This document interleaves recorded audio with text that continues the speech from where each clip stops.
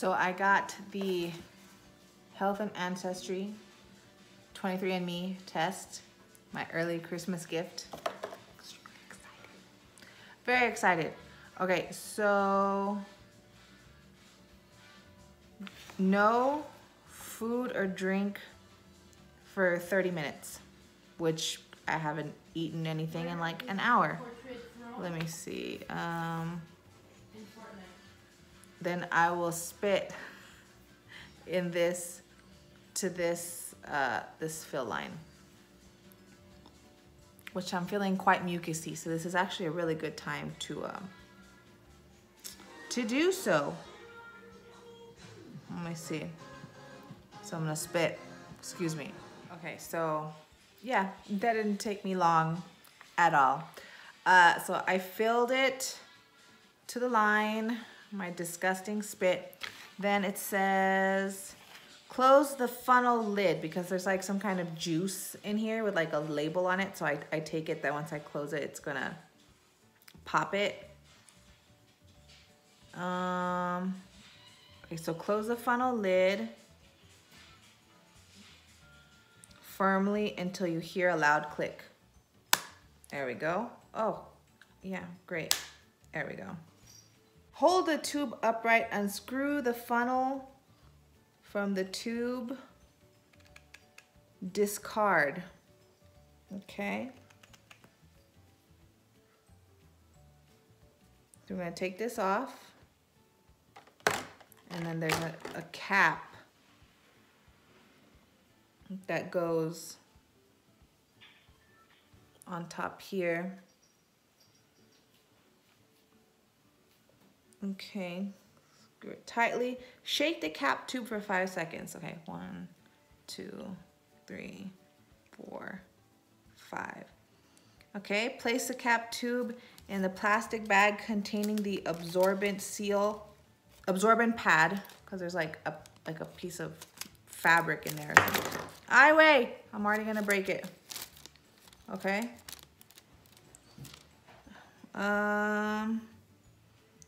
Do not remove the absorbent pad from the plastic bag. Place the sealed bag in the original box, peel the strip, seal it closed, and ship. Shipping has been prepaid, and then I should get my results in like 6 weeks, I believe. Oh, I'm so nervous. I don't want to mess this up. Because I would mess it up. I would be that person. Because right now I spit and I just like totally missed the tube and I like spit all over my table. Yeah. Great. So now I'm going to put this back in here. Okay, I'm going to close. And I'm going to seal. So excited. So excited. So like, obviously this, I will save this one video and record it again when I actually get my results. Real time, so you can see my exact reactions. So just a quick guesstimation, facts about my lineage. My great-grandmother on my grandpa's side. I always thought it was my grandmother's side. Apparently it's my grandpa's side. I don't know. The older my grandma gets, it gets flipped sometimes. So I don't know. It's one of them. I know this for sure because I've seen the pictures of them and they look very indigenous. But my grandfather's grandma was a full-blooded Mayan Indian. So I do have Native American genetics in me. Also, I predict I will have a very, very big percentage of me to be European Spanish, because both sides of my family, there were people that came off the boat from Spain and then they settled in Mexico and made their way up. Okay, so yeah, I assume there's gonna be a very big percentage of Spanish. Definitely, that would probably be My husband said it's gonna be half and half, like my uncle. He was like half Spanish, half Native American. I don't know. Like I just have to see, because there's so many rumors in my family, or not rumors, but like people say, yeah, you're great, because my grandpa was born in Kansas City, Missouri. He's like, oh yeah, he's part Shawnee Indian, and then, but my grandmother says that his grandma was a full-blooded Mayan Indian. Someone is Mayan. I know this. It's just, like I said, the older my grandma gets, the more she forgets and gets confused. But I do see pictures of, I do have very old pictures of my family from like 100 years ago, and the indigenous look is definitely there. The brownness is there. So yeah, I think that's pretty much all. I mean, I know. I would just like to see, and then see if I find any distant relatives. That would be such a trip. But mainly I wanted to do it for the health. You know, I'm very concerned about my health. I do know, you know, obviously my grandpa had Parkinson's and early onset Alzheimer's. So I know I'm probably, you know, that's in there more than likely. I just want to know what percentage, or maybe if it tells me the higher probability that I will have it, or other things like cancers or something, you know, just things to help you along the way. Because you definitely don't want to end up being 60 years old one day and you get some disease and you're like, bam, I had no idea. At least I can kind of do prevention now that I'm at this age in my 30s. And, you know, obviously science and medical stuff will be much better 30 years from now. God willing, I'm still living, but I'm gonna go ahead and stick this in the post office box, and I'll be back in about 6 weeks. Hey everyone, welcome back. Here is the continuation of my Ancestry 23andMe results. Now, a little disclaimer, I already saw my results a while ago. In fact, I tried to download the video because I had it live on my personal Facebook. I tried to download the video. I couldn't figure out how to do it. So, yeah. But I'm sorry I couldn't give you the honest, natural reaction, which was funny. But maybe it was a good thing because it was live. I had just gotten off work. I looked like crap. I was eating Chinese food as I read my results online. You know, and I was like chatting with my Facebook friends who were commenting live. So maybe it's a good thing, but I will reveal it today. So actually my 23andMe results, they came in pretty darn quick. I would say less than 3 weeks, probably more about 2 weeks and like 2 days. So it was like pretty quick. I didn't expect it. I thought I would get my results around Christmas, but I got them way earlier than that. So we go ahead and view the report. Now, before I did this, I just, you know, I figure I know what I am. I thought I would have more Spanish ancestry because a lot of my family on my mom's side and my dad's side had a lot of people who immigrated from Spain, but they came through Mexico. So I thought I would have a higher percentage of that.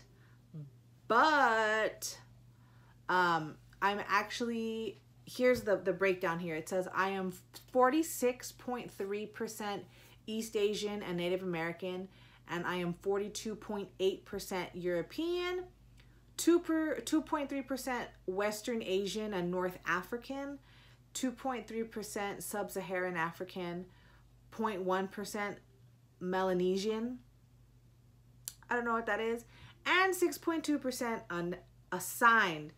I am just unassigned. That sucks. I'm hoping in the future, which just does happen with like a lot of them, as more people add to the pool, it updates. So sometimes you might log in and it says we've updated your DNA results or something, and it found something else. So I guess as far as the breakdown on, which is really interesting, so as far as the breakdown on the biggest chunk of me, which I'm mostly Native American, and I guess they lump in East Asian Native Americans because of the immigration pattern like thousands of years ago or whatever. I'm assuming. I could be wrong. If I'm wrong, please correct me with proof, please. But so I'm 43%, it says like even Native American from Mexico, and then I'm 0.3%, it says here Filipino Austronesian, very 0.1%, which is like nothing, but it's in here. It says Indonesian, Thai, Khmer, or Mer, I don't know, and Myanmar, that's part of that. 2.1% broadly Northern Asian and Native American, and then 0.6%, again, broadly, like they don't know where the fuck I came from, broadly East Asian and Native American. So that's weird. So there's a lot of broadly and unassigned and unknowns in my DNA. I just you can't put me anywhere. I don't know. And then the European, which I thought would be the highest, but it's actually like the second highest. So that was kind of shocking for me. And again, not because like I want to be like not brown or whatever, but just because of my family heritage on both sides of my family, my mom, my dad, again, there was a lot of Spanish immigration through Mexico. So, but I don't know, that brown's pretty strong. Let's see. So Iberian, 23.4%, 1.1% Italian, and then there's 0.6% Eastern European, 0.3% Ashkenazi Jewish. Again, 15.5%, another big chunk of that European is just broadly Southern European, and then another 1.9% of broadly European. It's like I'm just broad, like it's funny it says that because it just says that I'm just like broad and broad and broad, and then I was reading early in my other results, it was saying that I am genetically predisposed to just like gain weight at a faster rate than most people. So like I'm kind of screwed. Like I'm just supposed to be fat, which I'm not too keen on that, but that's what it says. And then the Western Asian and North African, that 2.3% is made up of North African and Arabian, 1.1%. And again, here we go with that broadly Western Asian and North African, 1.2%. The Sub-Saharan African, that's again 2.3%. It's another same. It says the highest amount here, it's 0.8% Senegambian and Guinean, and then 0.3% coastal West African, 0.3% Congolese, 0.1% Southern East African, 0.2% broadly West African. Here's that broadly bullshit again. 0.1% broadly Congolese and Southern East African, and 0.4% broadly Sub-Saharan African. And then I am just broadly Melanesian, 0.1% of me. I don't know. Melanesia, it says here, was first peopled by voyagers over 45,000 years ago when the ancestors of indigenous Australians and Papuans arrived from Indonesia. I don't know. So then it says here in my undefined, unassigned 6%, says there is a wide range of human diversity out there, and sometimes our algorithm can't pinpoint a region of your DNA to a specific population. Bear with us as our data and resources continue to expand. We expect the amount of unassigned ancestry our customers see to decrease. So that is it. How trippy is that? And then it's like so awesome because it also gives me my DNA relatives, which was like a trip. It says I have over like 900 DNA relatives. And a lot here, the top ones are some of my cousins, and I recognize their names that have taken the test. You know, and these would be like my first cousins. But then there's a lot of like 4th, 5th, 6th, 7th cousins that I share DNA with, and I've never met these people. Not too sure if I want to reach out. I don't know. Nah, I mean, some of this is just like 3rd, 4th cousin. I mean, that's just crazy. That's just too many people. Like, I don't know. 3rd, 4th cousin. I have like 40 pages of this. I mean, this is a trip. Like 40 pages of this. 3rd to distant cousin. I mean, it's pretty remarkable to see. Even here, you can click on ancestor birthplaces, and it brings down a bunch of stuff. So just being like egyptmachine, whatever. I clicked on Egypt because it says it has 2. It says I have +1 grandparents, which is a woman here. It says it's my 3rd to 5th cousin, and another woman, which is my 3rd to 6th cousin. That is a trip. Look, I even have 2 in Croatia, it says here. That's a trip. That is a trip. I mean, I don't know. This is crazy. Mexico, there's a lot of people. Incredible. You can find and reach out to people. I also got, I know I'd said this at the beginning, but I'll say it now. I don't know if I mentioned it, but I did buy the health version of this, which is really interesting. So it told me that, you know, my genetic health risks. So it says, there's some things that I worry about because my grandfather had early onset Alzheimer's. He also had advanced Parkinson's. And my grandmother had, like, there's just a, like, before I got my results, they sent me a survey. Not a survey, but like, yeah, like a survey. And it asked me like all these medical questions, which kind of rang a bell. Like, it asked me questions about Parkinson's and Alzheimer's and diabetes and high blood pressure, like things that are in my family. So like, it was kind of odd that it was asking me these questions that, you know, it did pertain to me. I wasn't just like, oh, that's a weird question to ask. Like, it felt familiar, you know what I mean? So in my genetic health risk, it says no variants were detected. Now that doesn't mean that you're in the clear when they don't, you know, you can still get cancer, you can still get Parkinson's, but your percentage of getting it is very low, maybe like 10, like here it was saying 10 to 12%. So I don't have any variants detected for age-related macular degeneration, alpha-1 antitrypsin deficiency. I'm not sure what that is. I haven't looked it up. Some of the ones that I was really concerned about was the BRCA1 and 2 gene, which is like for ovarian and breast cancer. It didn't detect those variants. The same with celiac disease, hereditary thrombophilia, late onset Alzheimer's, which is something I really, and I would still like to get the test for Alzheimer's as well, which it's its own test. I'm not sure how much it is, but I believe you get it tested through like your neurologist or whatever, which is something I'd like to do as well, because even if you know you're going to get it and you're still young, at least if you know there's a high possibility that you will get some terrible disease later, you have more time to plan for it financially and just maybe try to push it, like fend it off longer with diet and exercise and take care of yourself. So I find that interesting. I'm very glad that I got this. The ancestry.com one also tells you your Neanderthal ancestry, your maternal haplogroup, and your paternal haplogroup. So it says my maternal haplogroup is C1. It begins from L, which I guess if you go back to what I was saying right now, how like the top African genetic percentage was like Senegambian and Guinean. It says that C1 descends, like the first one is L, haplogroup L. So that's tracing back to a single woman who lived in Eastern Africa over a period of 150,000 and 200,000 years ago.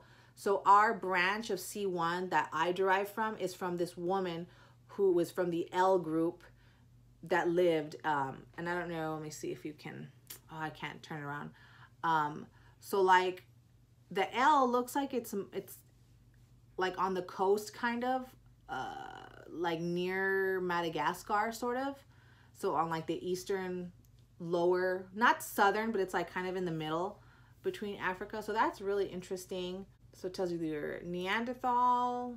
Let's see. I have 263 Neanderthal variants.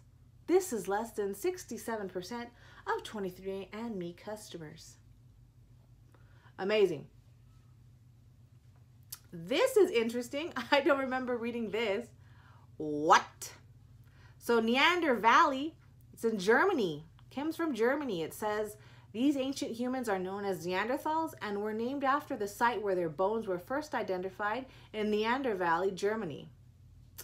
Wowee. So it says some of your traits may be influenced by having Neanderthal variants. Straight hair, you have 0 Neanderthal variants associated with having straight hair, and I don't. I have wavy hair. It sucks. It's like be curly or be straight. Make up your damn mind. Less likely to sneeze after eating chocolate. I have 1 Neanderthal variant associated with the reduced tendency to sneeze. No, never sneezed after chocolate. Never. You have one Neanderthal variant associated with having less back hair. Thank you, Jesus. No Neanderthal variants associated with my height. So, good. I don't sneeze after eating dark chocolate, and I have less back hair. Hallelujah. That's a beautiful thing. It's very interesting. So if you get this, you know, there's just a lot of neat facts that you can learn about yourself. You can connect with family members. I mean, this is really cool. In fact, this map thing, this wasn't there. This is new because last time I logged in, when I first logged in, this wasn't there. So now I can click all over the world. I supposedly have a fourth cousin that lives in Auckland, New Zealand. I've always wanted to visit New Zealand. I'm gonna hit you up. Who are you? I'll find you. Don't worry. I'll hit you up, cousin. So we share a set of third great grandparents. It says you could also be removed from different generations, removed cousins, or share only one ancestor, half cousins. So that is pretty remarkable. Very interesting. So that's what I wanted to share with you guys. I thought that was very cool. Again, I had gotten my health and ancestry on a Black Friday special. Maybe there's going to be a New Year special. I don't know. They run specials all the time. All I'm saying is that just wait for it. If you can't afford it now, it's worth it. For a little bit of patience if you want to save some money and buy it. But that's it. I just wanted to share that with you. Thank you so much for watching and have a fabulous New Year's. Bye.